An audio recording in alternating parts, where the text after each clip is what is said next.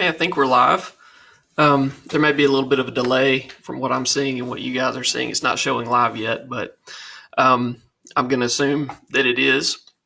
And so today I want to thank you guys for tuning in, and I'm going to do a little bit of filler talk right now just to kind of give people a chance to start watching and see if we have anybody on yet. I don't see any viewers yet, but if you do get on the stream, please say hello, and I'll try to keep a watch on it and say hi back to everybody. Okay, looks like I've got one viewer now. And please like and share this video. I think you'll find it to be helpful and interesting as we talk about. Oh, I see you, Dad. Thanks. So I've got one viewer, one fan at least. Oh, looks like we got two now, so that's good. But yeah, like and share this. This would be good for kids if you're interested in having them learn a little bit about money. This is a topic that people don't really teach in school. I don't remember ever learning really about this. Is the sound okay? Can everybody hear me? If you can hear me, just want to check, make sure the sound is okay. I tested this earlier and it worked fine. So if somebody could tell me if the sound is okay or if you can't hear me, that would be helpful. But anyway, feel free to bring your family in. I know some of you guys are at home and you're having to teach stuff. And so I thought maybe this would be a helpful lesson that you guys could show to your kids and help them learn a little bit more about money. And maybe you can learn about money yourself. And so we're going to talk about the philosophy of money. In the last video I did back on Friday, I talked about the history of money, and I gave a really brief sketch of how money kind of came about.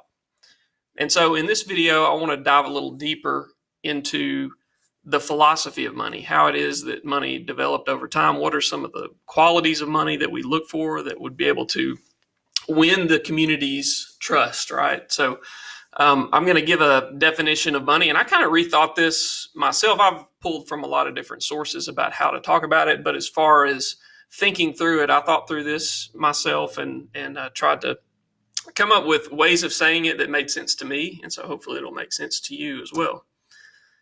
So I'm going to click on the presentation here, and I hope the presentation looks okay.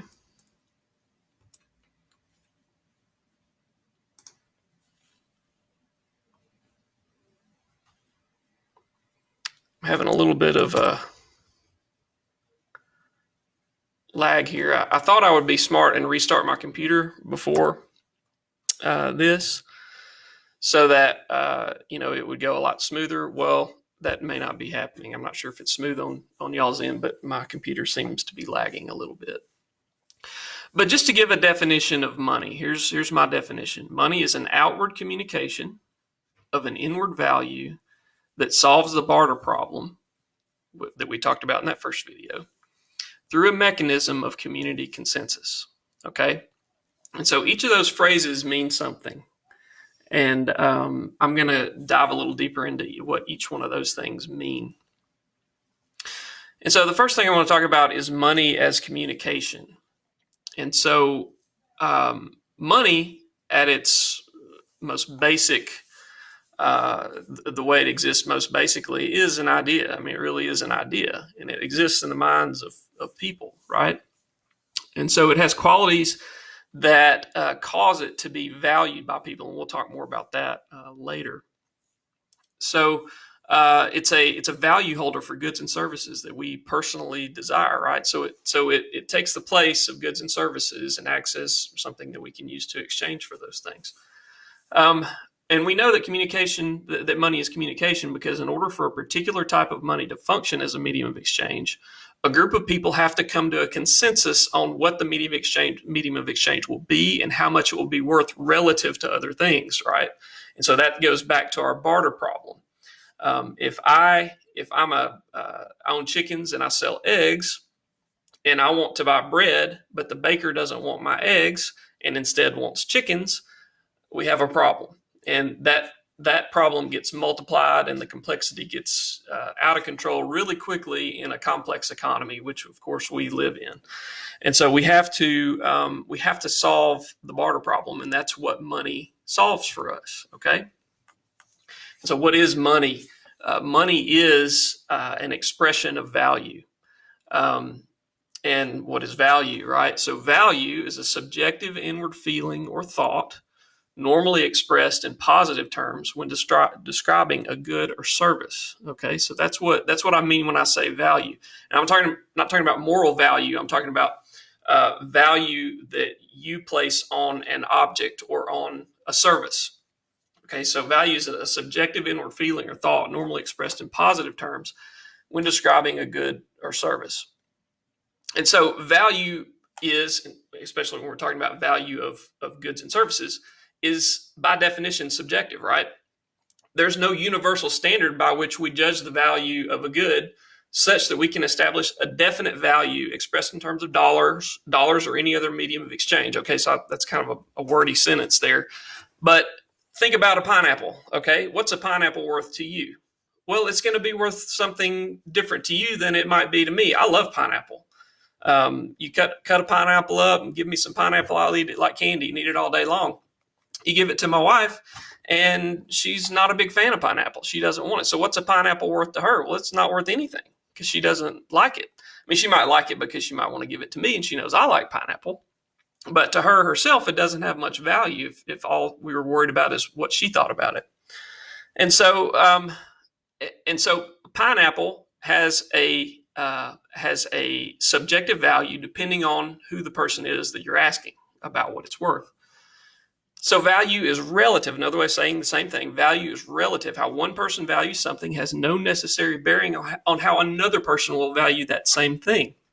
And we know this is true from the pineapple example, but another example is that some people are willing to pay big money for some things that I wouldn't be willing to pay big money for.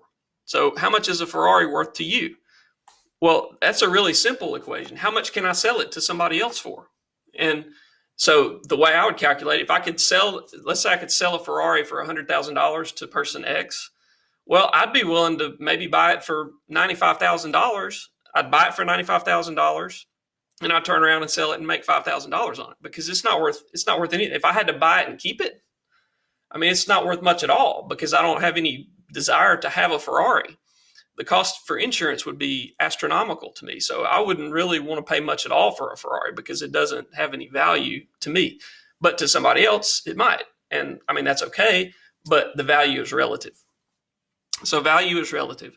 To put it yet another way, you can't say that a Coke is worth 50 cents. And here's my Coke Zero I will represent. So I love Coke Zero.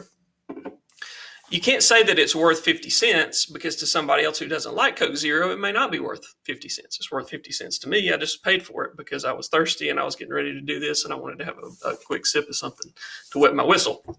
And so that's how much the Coke costs. It cost 50 cents and I was willing to pay 50 cents for that. Had it been more, I probably would have paid more for it because that was really my only option. I don't have any here with me. So I would have had to go home or go to a store or something like that. So it was worth at that moment 50 cents to me. And so money is an idea. It's an expression of value. Okay? So where does money come from?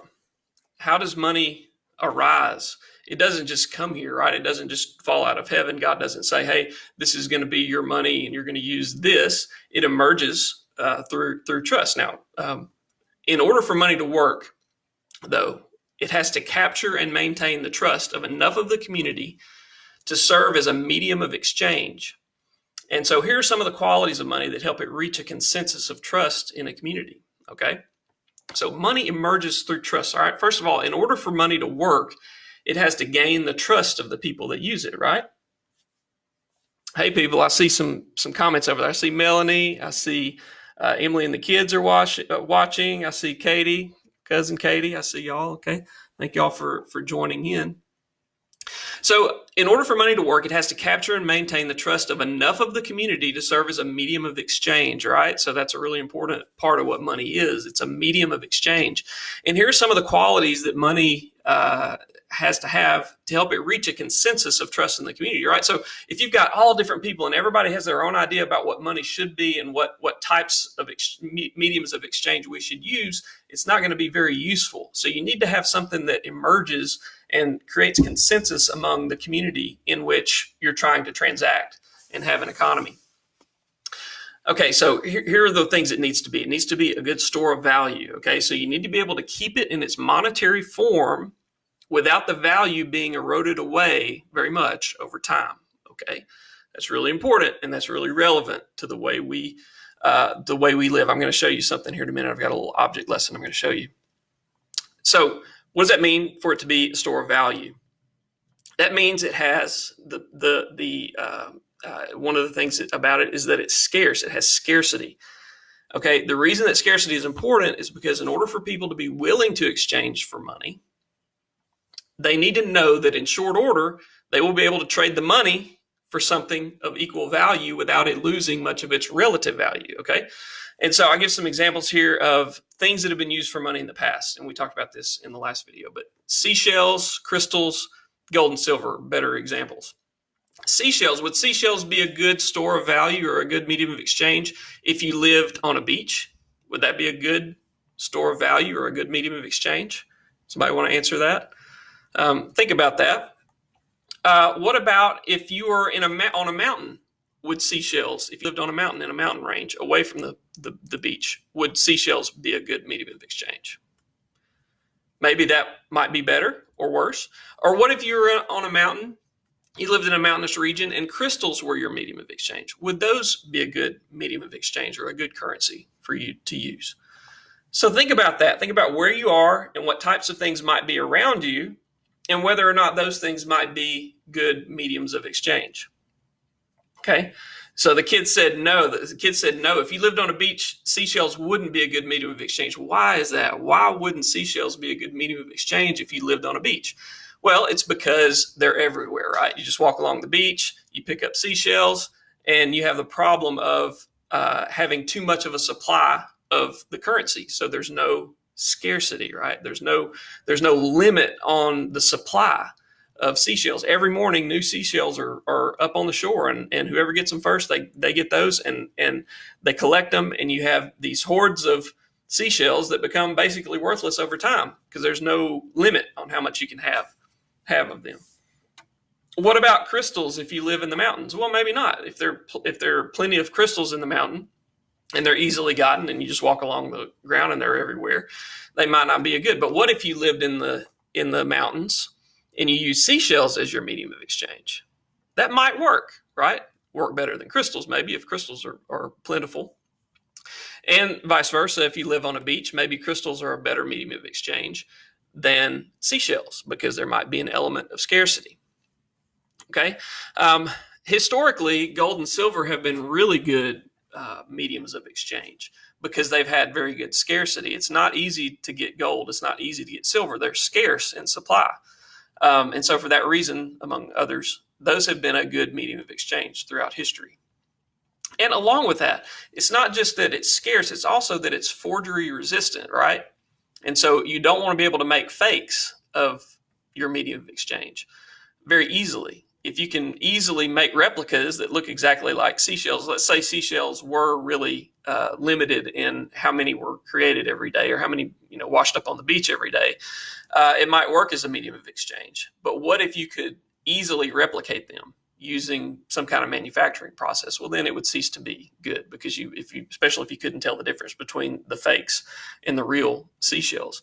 And so it should be forgery resistant, which is why gold has always been a really good, again, medium of exchange, because you can't easily replicate gold in a fake way. You can't make a fake gold very easily.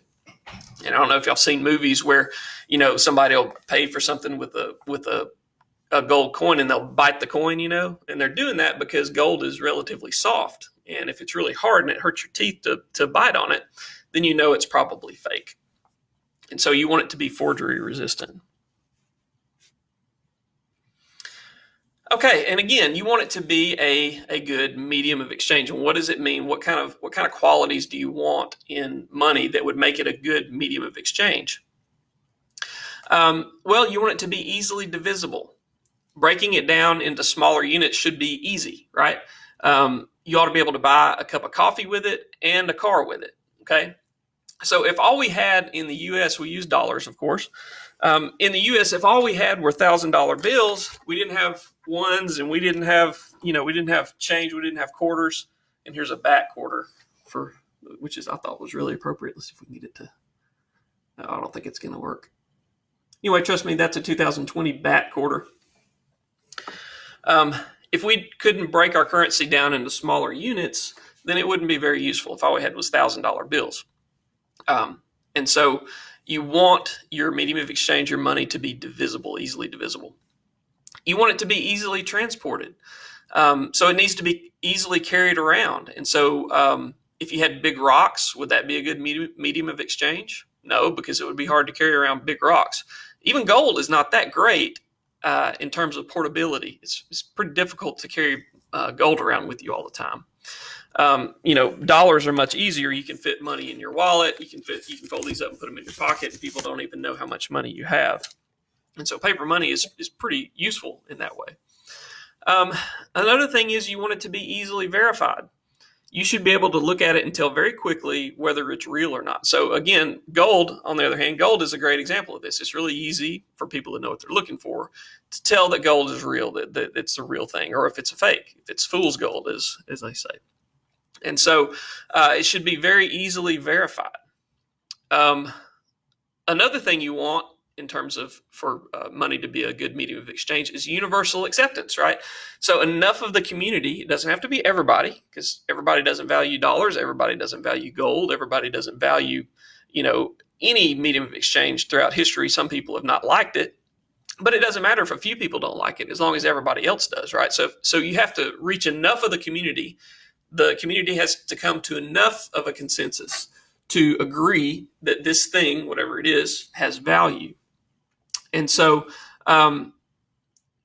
if you don't, then you have to. So if you have one community and they use multiple different currencies, that's a problem, right? It's kind of back to the barter problem again. Because if I have my currency and my friends have their currency, and the people across the street have their yet another currency, then you have the same problem as the barter problem. You have all these problems with. Then you have to figure out what's the exchange rate. How much are Johnny dollars worth versus how much are guy across the street dollars worth? And so you would have to come up with an exchange rate. So it's to the benefit of the community that everybody has a universally accepted medium of exchange. Okay. All right. We'll see if we got any questions or comments here. David, my dad says, all the quantity gold mined to date is equal to the size of the Washington Monument. Yeah, that's right. And so there's about the market value, the market capitalization of all the gold in the world is about $8 trillion. And it could fit, the amount of gold that we've mined today could fit under, if you think about the Eiffel Tower, the space kind of inside the Eiffel Tower, it could fit all within there. So there isn't just there's not an infinite amount of gold. And one of the reasons gold has been a good store of value and a good medium of exchange throughout history is because it's scarce. And that's, again, one of the primary qualities of good money. Okay. And then finally, last point in this session is that for currency to be useful and to be good and to be used as currency, it should be a good unit of account, okay? And so that means that has to do with the stability of the dollar or of the currency.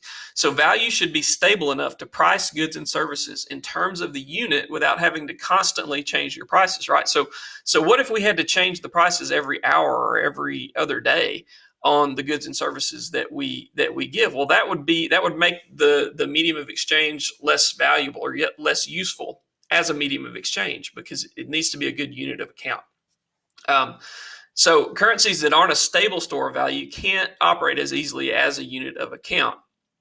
I will say, though, achieving unit of account takes time as the community accepts the medium of exchange over time. So just because something is a unit of account today doesn't mean it's always going to be. And just because something isn't a unit of account today doesn't mean it won't be someday. Okay. It's something that happens over time. I mean, paper money was started back in the 1500s, and it took a long time for it to be accepted. Before that, it may have been gold or silver, and that was more universally accepted. But then we moved to kind of a gold standard where you, again, like I talked about in the last video, you might have an issuing entity that had a store of gold, and it would issue notes that it would exchange to people in exchange for the pieces of paper that they give. So you might say, here's my note that guarantees me if you go to this issuer, they will give you 1 ounce of gold. Okay, and so that piece of paper would be as good as an ounce of gold, but it's just easier to carry around, of course. And so currencies should be stable, have a stable value, stable relative value, at least to the goods and services that a people in a community or an economy want. And it takes time. Another reason this is important that it be a unit of account is because it enables exchange rates. It enables calculations of returns, because it would be really difficult to determine what the return was on something if you didn't have a stable value of the currency. It also gives predictability, so you would know, like you could know that if you paid something back, if you paid an amount that you borrowed back in a year, that money would still be worth what it was whenever you borrowed it, of course, plus interest rate or whatever. But that opens up lending, it opens up the issuance of credit, all kinds of things that money being a unit of account opens up. It enables you to have a more sophisticated, complex economy that has things like credit. And when I say credit, what I mean is the ability of people to borrow money based on their good name or their ability to repay, or the trust that you would have in them to repay you for something that you lent them money for. And so it's important that you have that a good currency be a unit of account, and that implies stability. And so again, just to recap, some of the things that we're looking for in a good currency is that it's a good store of value, that it's scarce, that it's not easily replicated or forged, that counterfeits, it's not easy for counterfeits to be made. It's easily divisible, it's easily transported, it's easily verified, and it's universally accepted. It can act as a unit of account, so it's stable. The value of it is stable over time. And so that's kind of a recap of what we just talked about. I'll look over at the comments. I think I saw a question there. Okay, so Melanie, my cousin Melanie, says, how is the value of money being affected by the pandemic? Well, if it were just the pandemic, it probably would have a deflationary effect. That is that your dollars would buy more. And that might be, to some extent, happening right now. There may be a deflationary effect that goes on. But while money is getting harder to come by because people are off work or whatever, government is also stimulating the economy by pumping trillions of dollars back into the economy, giving people stimulus checks, giving companies forgivable loans, giving grants to different entities, and trying to keep people afloat during this. And so I think in the long run, we'll look back and see that the value of money has been devalued. And again, it's just kind of like, here, I said I was going to have an object lesson. And all right, now, none of y'all can tell anybody this. This is a secret. So y'all keep this between us. But I just want y'all to know that I am actually a trillionaire. I don't know if you can see that. It may be backwards on your from what you're seeing. But not only am I a trillionaire, I'm a 10 trillionaire. Okay, so I've got $10 trillion. This is a $10 trillion note right here. And does anybody notice what it says? It's actually from the Reserve Bank of Zimbabwe. Okay, and in real money, this is probably, there may be like some value of this. It was worth something to me. I paid for it on eBay, but it's only worth a few cents in terms of US dollars. But it has been devalued so significantly over time because the government of Zimbabwe printed trillions and trillions and hundreds of trillions and trillions of dollars, to the point to where the value of the Zimbabwean dollars became worthless, basically. And they had hyperinflation, runaway inflation. And that's what can happen with a currency if you don't have a currency that meets some of the requirements that I've talked about in this presentation on the philosophy of money. And so what happens over time with money, if you're not careful, if the people that issue the money don't take into account what they're trying to do, which is to buy the trust of the community that they're trying to serve with the money that they create.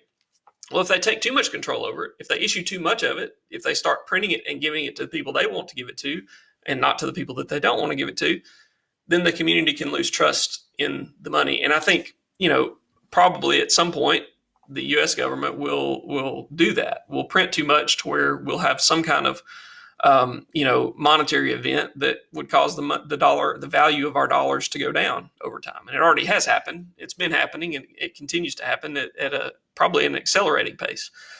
So to answer the question, how is the value of money being affected by the pandemic? Well, the pandemic itself may, without printing a whole bunch of new money, might make the value of the money go up relative to goods and services.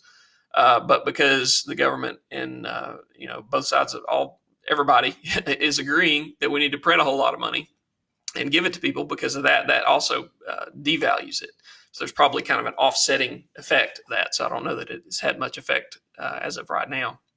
But the bigger question will be what will happen in the future, right? That's what's really going to determine what happens and what the fallout of this is.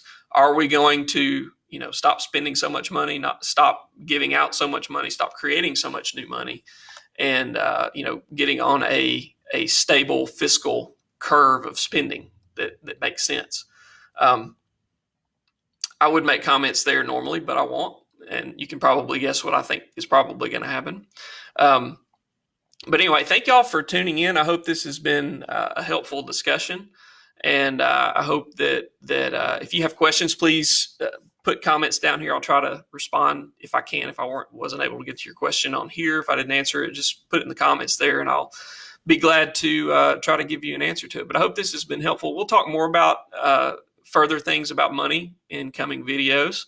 But feel free again to tune in. I'll let you know when the next one's going to be. Not sure. Hopefully sometime this week. But hopefully this will be at least a 3 or 4 part series on money. And I hope it's been good for you. My grandmother, she says Confederate money is a good example of what can happen. Yes, absolutely. Confederate money, Zimbabwean dollars. If you print too much of something, or if the entity that issues it becomes insolvent or loses its credibility, then that's another way that a currency can go down in value relative to other things. So thanks everybody for watching. Thanks for the people that will watch this. I will be publishing this pretty quickly. So thank y'all for joining in, and I hope to see you in the next video. Like, share, and subscribe, and subscribe to CFO Dad while you're at it. Thank y'all.